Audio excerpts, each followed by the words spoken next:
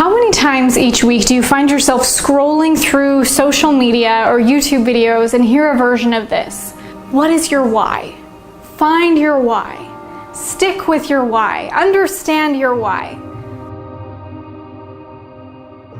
I know for me, I see or hear something like that nearly every day. But do you know what I don't hear a lot about? People explaining the importance of defining your why.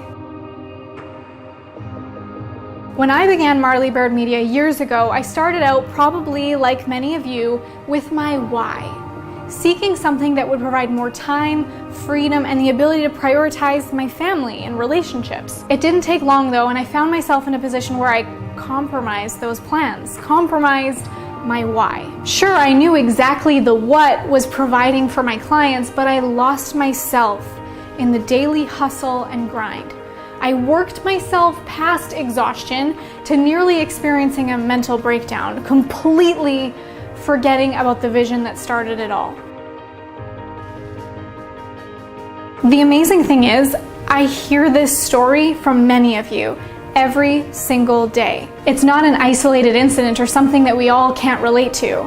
You feel like you're in the rat race too, a constant hustle to make it out of the red this month, to sign a client only to lose another one. It's consuming, and if you allow it to, it's a fire that can never be contained, burning through every element of your why. There's really only one way to stop the destruction. You have to suffocate the fire. You have to. If you're like me, if you had to hit pause on your business to pivot and restructure, it can be a scary journey full of uncertainty and doubt. How do we even begin? Are you wasting time searching for your why instead of defining it? Most people will ask you, well, what's your purpose? What do you want to do? And if you don't know the answers to these questions, it can become frustrating and even more confusing, and it can have you feeling lost and discouraged. I'm not here to give you the answers to what your calling is, but what I will do is ask you some different questions that might help bring you clarity. If your business ceased to exist tomorrow, who would be affected?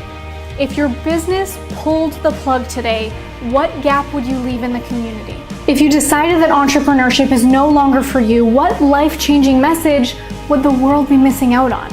These questions shift the focus on self-interest to focusing on using our gifts and talents to make a positive impact on other people so that they can find personal and financial freedom too. How does your business make an impact?